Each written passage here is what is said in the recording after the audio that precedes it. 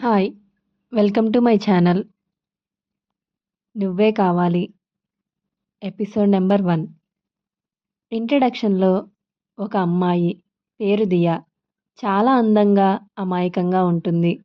ఒకరోజు తను నడుచుకుంటూ ఒక కారు దగ్గర ఆగి, కారు డిక్కీలో క్యూట్‌గా ఉండే ఒక రాక్ స్టార్ అబ్బాయి బొమ్మని చూస్తుంది. అది చూడగానే ఈ అబ్బాయి బొమ్మ చాలా క్యూట్‌గా ఉంది అని అనుకుంటూ చూస్తుంటే, అంతలో ఒక హ్యాండ్సమ్ అబ్బాయి పేరు ఆర్యన్ దియా వెనుకగా వచ్చి నుంచుంటాడు. "ఏ దొంగ, ఎవరు నువ్వు? నా వస్తువులు తీస్తున్నావ్" అని అంటాడు. దియా వెనక్కి తిరిగి ఆ అబ్బాయిని అలాగే చూస్తూ ఉండిపోతుంది. ఇది రెండోసారి నేను ఈ అబ్బాయిని ఇంత దగ్గరగా చూడటం. టైం ఎంత విచిత్రమైనది. 2 సంవత్సరాల తర్వాత మళ్ళీ నేను తనని చూశాను. అప్పటిలాగే అంతే హ్యాండ్సమ్‌గా ఉన్నాడు అని అనుకుంటూ తనని మొదటిసారి కలిసిన రోజుని గుర్తు చేసుకుంటుంది. తను 10థ్ క్లాస్‌లో ఉన్నప్పుడు దియాకి మ్యాథ్స్ సబ్జెక్ట్ అంటే చాలా భయం. ఆ క్లాస్ జరిగినప్పుడల్లా తను అటూ ఇటూ దిక్కులు చూస్తూ ఉండేది. ఒకరోజు ఎటో చూస్తూ ఆలోచిస్తున్న దియా దగ్గరికి వెళ్ళి స్టాండ్ అప్ అని సార్ అంటారు. ఒకసారి పిలిచినా పలకపోయేసరికి స్టాండ్ అప్ అని గట్టిగా అరుస్తాడు. వెంటనే పైకి లేచి ఇప్పుడు క్లాస్‌లో ఏం జరుగుతుందో చెప్పు అని అంటే 2 పక్షి పిల్లలు ఆహారం కోసం ఏడుస్తూ ఉన్నాయి. తల్లి పక్షి వాటికి మేత తీసుకురావడానికి వెళ్తుంది అని చెప్తూ ఉంటుంది.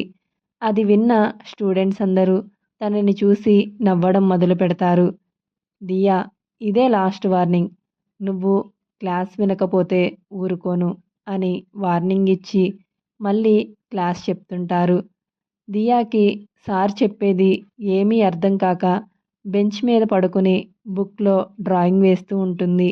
అది చూసిన సార్ తనని నిలబెట్టి, ఇప్పుడు చెప్పిన సమ్ మళ్ళీ ఎక్స్‌ప్లెయిన్ చెయ్యి.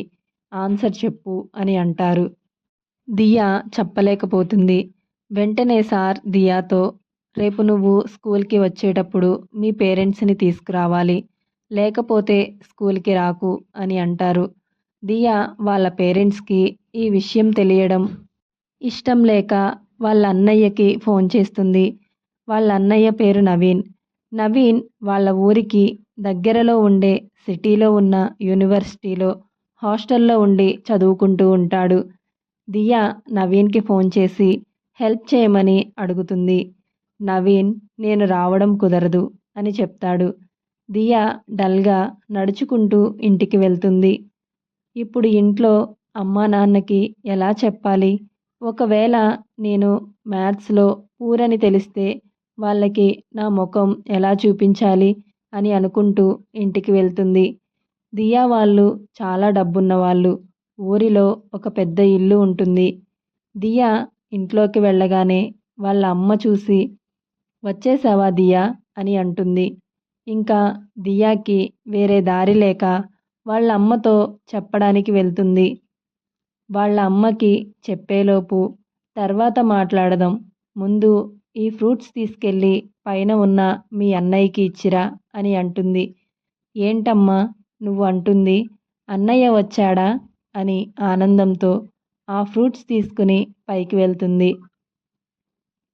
పైకి వెళ్ళగానే అక్కడ ఉన్న ఆర్యన్ని చూసి ఆశ్చర్యపోతూ, అన్నయ్య, నువ్వు ప్లాస్టిక్ సర్జరీ చేయించుకున్నావా అని అంటే ఆర్యన్ నవ్వి అవును, ఇప్పుడు ఎలా ఉన్నాను అని అంటాడు. అలా ఆశ్చర్యంగా ఆర్యన్ని చూస్తూనే ఉంటుంది. అంతలో అక్కడికి నవీన్ వస్తాడు. దియా వెనుకగా నుంచుని హాయ్ లిటిల్ మాన్స్టర్ అని అంటాడు. వెనక్కి తిరిగి వాళ్ళ అన్నయ్యని చూసి ఇప్పుడేగా అందంగా ఉన్నావు అని అనుకునే అంతలో మళ్ళీ ఎప్పటిలాగే పందిలా కనిపిస్తున్నావు అని అంటుంది. ఏంటే తిక్క తిక్కగా మాట్లాడుతున్నావు అని నవీన్ అంటే ఇంతలో ఆర్యన్ మాట్లాడుతూ తను నన్ను చూసి అన్నయ్య ప్లాస్టిక్ సర్జరీ చేయించుకున్నావా, ఎంత హ్యాండ్సమ్గా మారిపోయావు అని అంది. మళ్ళీ నేను నువ్వు వేరు వేరు అని తెలిసి అలా మాట్లాడుతుంది. అని అంటాడు. హే లిటిల్ మాన్స్టర్, నీకు బాగా ఎక్కువైంది, అందుకే అలా మాట్లాడుతున్నావు అని అంటాడు. అంతలోనే దియా స్కూల్లో పేరెంట్స్ని తీసుకురమ్మన్నారన్న విషయం గుర్తొచ్చి, సారీ అన్నయ్య, నిన్ను అలా అన్నందుకు సరదాగా అన్నాను అని అంటుంది. ఇది నీ క్యారెక్టర్ కాదు, అసలు విషయమేంటో చెప్పు అని అంటాడు. స్కూల్లో మ్యాథ్స్లో మార్క్స్ తక్కువ వచ్చాయని పేరెంట్స్ని తీసుకురమ్మన్నారు. ప్లీజ్ నాతో నువ్వు రా అన్నయ్య అని అంటుంది. ఎంత బ్రతిమాలినా నవీన్ రావడానికి ఒప్పుకోడు. ఇప్పుడే నన్ను అన్ని మాటలు అన్నావు, నేను పందిలా ఉన్నా అన్నావు, మరి నీతో నేను ఎందుకు రావాలి అని అంటాడు. ఎంత బ్రతిమాలినా నవీన్ ఒప్పుకోడు. ఇంతలో నవీన్ వాళ్ళమ్మ పిలవడంతో నవీన్ కిందకి వెళ్తాడు. ఆర్యన్ దియా దగ్గరికి వచ్చి, అయినా నువ్వు బాగా చదువుకోవచ్చు కదా, ఎందుకు పేరెంట్స్ని స్కూల్కి పిలిపించుకునే వరకు తెచ్చుకున్నావు అని ఆర్యన్ అంటాడు. నాకు మ్యాథ్స్ అంటే భయం, మిగిలిన అన్ని సబ్జెక్ట్స్లో నేను ఇంటెలిజెంట్ స్టూడెంట్ని అని ఏడుస్తూ ఉంటుంది. మీరు మా అన్నయ్య ఫ్రెండ్ కదా, నాకు అన్నయ్యలా మీరు నా స్కూల్కి రావచ్చుగా అని దియా అడుగుతుంది. కుదరదు, నాకు చాలా వర్క్ ఉంది, నేను వెళ్ళాలి అని ఆర్యన్ అంటాడు. ప్లీజ్ నాకు హెల్ప్ చేయొచ్చుగా అని ముద్దు ముద్దుగా బ్రతిమాలుతుంది. చెప్పానుగా నాకు కుదరదు, నేను ఇప్పుడు వెళ్ళాలి అని చెప్పి వెళ్తుంటాడు. అప్పుడే వెళ్ళిపోతున్నావా, కనీసం డిన్నర్ టైం వరకు ఉండి తినేసి వెళ్ళొచ్చుగా అని అంటుంది. ఇప్పుడు కాదు, మళ్ళీ నెక్స్ట్ టైం తింటాను, ఇప్పుడు నాకు వర్క్ ఉంది, వెళ్ళాలి అని అంటాడు. స్కూల్కి రావడం నిజంగానే కుదరదా అని అడుగుతుంది. చెప్పానుగా కుదరదు, బాయ్ అని చెప్పి వెళ్తుంటాడు. అంతలోనే వెనక్కి తిరిగి దియా దగ్గరికి వచ్చి, నువ్వు ఏ స్కూల్లో చదువుతున్నావు, ఏ క్లాస్, నీ పేరేంటి అని అడుగుతాడు. తను స్కూల్ పేరు చెప్పి 10th క్లాస్, నా పేరు దియా అని చెప్తుంది. నాకు కుదిరితే వస్తాను, నేను ఖచ్చితంగా వస్తానని నా మీద నమ్మకం పెట్టుకోకు అని చెప్పి వెళ్ళిపోతాడు. మళ్ళీ ఆ రోజు తర్వాత ఎప్పుడూ ఆర్యని కలవలేదు. దియా తన స్కూలింగ్ కంప్లీట్ చేసుకుని ఇంటర్ సెకండ్ ఇయర్ చదువుతూ ఉంటుంది. ఆ తర్వాత ఆర్యన్ని ఒక్కసారి కూడా చూడలేదు. కానీ ఆర్యన్ మాత్రం తనకి బాగా గుర్తుండిపోయాడు. ఒకరోజు నవీన్ హాస్టల్ నుంచి ఇంటికి వస్తాడు. నవీన్ని చూసిన దియా తనని పట్టించుకోదు. ఎందుకంటే ఆ రోజు తర్వాత మళ్ళీ ఎప్పుడు ఆర్యన్ని ఇంటికి తీసుకురాలేదని కోపంగా ఉంటుంది. నవీన్ తనని పట్టించుకోవట్లేదని దియా, నువ్వు నన్ను చూడలేదా, నేను ఇంటికి వచ్చాను అని అంటాడు. దియా నవీన్ని చూసి, ఓ నువ్వు వచ్చావా, అయితే ఏం చెయ్యాలి, వెల్కమ్ సాంగ్ పాడాలా అని నవీన్ చుట్టూ తిరుగుతూ పాడుతూ ఉంటుంది. నవీన్ కోపంతో అక్కడి నుంచి వెళ్ళి లంచ్ చేయడానికి కూర్చుంటాడు. దియా, నువ్వు కూడా రా అని వాళ్ళ అమ్మ పిలుస్తుంది. దియా కూడా వచ్చి కూర్చుంటుంది. డాడీ, మేము హాస్టల్ చేంజ్ అవుతున్నాము, యూనివర్సిటీలో ఉన్న హాస్టల్కి షిఫ్ట్ అవుతున్నాము, నాకు మీ కారు కావాలి, నా వస్తువులను షిఫ్ట్ చేయాలి అని అంటాడు. నువ్వు ఒక్కడివే షిఫ్ట్ అవుతున్నావా, ఇంకా ఎవరైనా ఉన్నారా అని వాళ్ళ డాడీ అడుగుతాడు.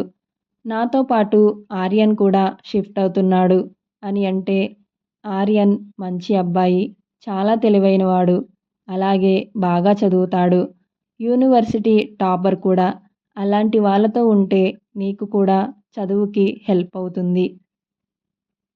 ఓకే తీసుకువెళ్ళు అని అంటాడు. ఆర్యన్ పేరు వినగానే దియాకి ఒకసారి తనని చూడాలి అనిపిస్తూ ఉంటుంది.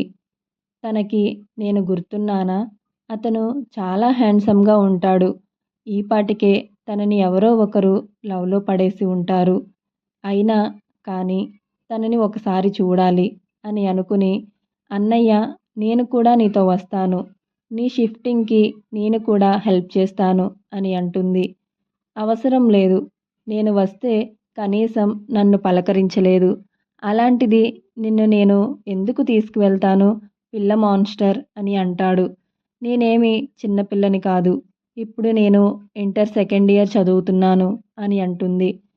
అవునా పిల్ల మాన్స్టర్ అని ఏడిపిస్తూ ఉంటాడు. డాడీ నేను కూడా యూనివర్సిటీకి వెళ్తాను. ఎందుకంటే నెక్స్ట్ ఇయర్ నుంచి నేను కూడా అక్కడే చదువుకోవాలిగా. కాలేజ్ ఎలా ఉంటుందో నాకు చూడాలని ఉంది. ప్లీజ్ అని అంటుంది. ఏంటి? నువ్వు ఆ యూనివర్సిటీలో చదువుతావా? ముందు నీకు అక్కడ సీట్ రావాలిగా. నువ్వు మ్యాథ్స్లో పూర్ ఆ విషయం మర్చిపోయావా అని నవీన్ అంటాడు. నువ్వు అలా అన్నందుకైనా మంచి మార్క్స్ తెచ్చుకుని ఆ యూనివర్సిటీలో జాయిన్ అవుతాను చూడు అని ఛాలెంజ్ చేస్తుంది. ఎందుకురా అలా ఏడిపిస్తావు? నువ్వు వెళ్ళమ్మా అని అంటాడు. నెక్స్ట్ డే దియా కాలేజ్ అయిపోగానే యూనివర్సిటీకి వస్తుంది. వాళ్ళ అన్నయ్యకి కాల్ చేస్తుంది. నవీన్ ఫోన్ లిఫ్ట్ చేసి, నాకు కిందకి రావడం కుదరదు, బిజీగా ఉన్నాను, నువ్వే పైకి రా అని అడ్రస్ చెప్తాడు. నవీన్ని తిట్టుకుంటూ దియా వస్తూ ఉంటుంది. ఎదురుగా ఉన్న కార్ చూసి, ఇది మా కారులా ఉంది, అంటే ఇవి అన్నయ్య వస్తువులు అనుకుంటా అని అందులో నుంచి ఒక రాక్ స్టార్లా ఉండే క్యూట్ అబ్బాయి బొమ్మని తీసి చేతిలో పట్టుకుని, బొమ్మ చాలా బాగుంది, అచ్చం ఆర్యన్లా ఉంది అని అనుకుంటూ, అయినా వీడి దగ్గర ఇలాంటి బొమ్మ ఉండటం ఏంటి అని అనుకుంటుంది. అప్పుడే మళ్ళీ రెండవసారి ఆర్యన్ని చూస్తుంది. స్టార్టింగ్ ఇంట్రడక్షన్లో చెప్పిన సీన్ ఇది. హే దొంగ, నా వస్తువులు ఎందుకు తీస్తున్నావు అని అంటే ఒక్కసారిగా దియా వెనక్కి తిరిగి చూస్తే ఆర్యన్ ఉంటాడు.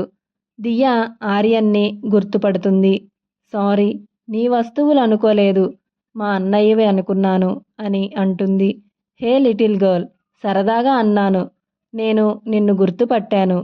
ఈ బొమ్మ నీకు నచ్చితే తీసుకెళ్ళి ఆడుకో అని అంటాడు.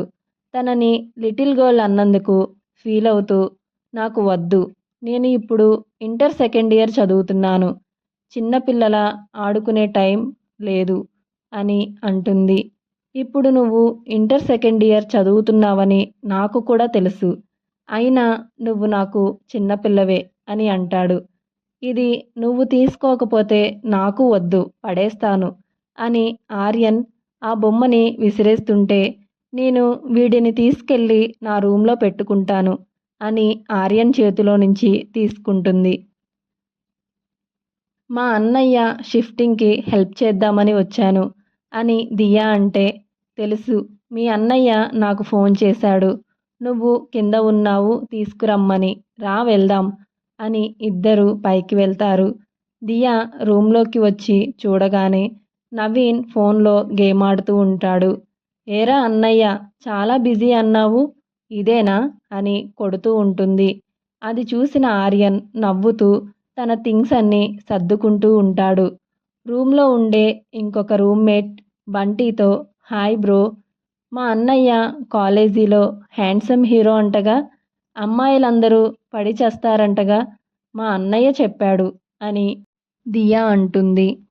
అది వినగానే నవీన్, ఒసే లిటిల్ మాన్స్టర్, ఇప్పుడు వీళ్ళకి అదంతా చెప్పడం అవసరమా అని తిడుతూ ఉంటాడు. అప్పుడు బంటి, వీడి కోసం అమ్మాయిలు వెంటపడుతున్నారా? బహుశా ఎప్పుడు ఆర్యన్ పక్కనే ఉంటాడుగా, ఆర్యన్ని చూస్తుంటే వీడిని చూస్తున్నారని పొరపాటు పడినట్లున్నాడు అని నవీన్ గాలి తీసేస్తాడు. ఆర్యన్ దియాని చూస్తూ, సరే, ఇంకా నాకు పార్ట్ టైం వర్క్కి టైం అవుతుంది, వెళ్తున్నా అని దియా పక్కన ఉన్న బైక్ కీస్ తీసుకోవడానికి దియాకి దగ్గరగా వస్తాడు. ఆర్యన్ని అంత దగ్గరగా చూసిన దియా టెన్షన్ పడుతుంది. సరేరా, బాయ్, మళ్ళీ నైట్ కలుద్దాం, బాయ్ దియా, ఆ బొమ్మని తీసుకువెళ్ళు అని చెప్పి ఆర్యన్ అక్కడి నుంచి వెళ్తుంటాడు. మిగిలిన అందరూ ఎవరి బెడ్స్ దగ్గర వాళ్ళు వాళ్ళకి నచ్చిన హీరోయిన్ పోస్టర్స్ అంటించుకుంటూ ఉంటారు. ఆర్యన్ బెడ్ దగ్గర అలాంటివి అంటించకండి, వాడు చూస్తే ఊరుకోడు అని బంటి అంటాడు. బంటి దియాని చూసి నీ చేతిలో ఉన్న బొమ్మ మాత్రమే ఆర్యన్ దగ్గర ఉంచుకుంటాడు. బంటి ఆర్యన్కి గర్ల్ ఫ్రెండ్ ఉందా? ఈ బొమ్మ తనే ఆర్యన్కి ఇచ్చిందా అని దియా అడుగుతుంది. ఆర్యన్కి గర్ల్ ఫ్రెండ్సా? అసలు ముందు అలాంటి వాటికి వాడి దగ్గర టైం లేదు. ఎప్పుడు చదవడం, పార్ట్ టైం వర్క్స్ చేస్తూ ఉండడం, దానితోనే వాడి రోజంతా గడిచిపోతుంది అని అంటాడు. దియా మైండ్ అంతా ఆర్యన్ ఆలోచనలతో నిండిపోతుంది. దియా ఇంటికి వెళ్తూ తన బుక్ని కావాలనే ఆర్యన్ టేబుల్ మీద వదిలేసి వెళ్తుంది. దియా మళ్ళీ ఆర్యన్ని ఎలా మీట్ అవుతుంది? ఆర్యన్ మనసులో దియా గురించి ఏమనుకుంటాడు? ఇలాంటి మరిన్ని ఇంట్రెస్టింగ్ ఎపిసోడ్స్ కోసం మీరు నా ఛానల్ని సబ్స్క్రైబ్ చేయండి, లైక్ చేయండి, షేర్ చేయండి. స్టోరీ కనుక మీకు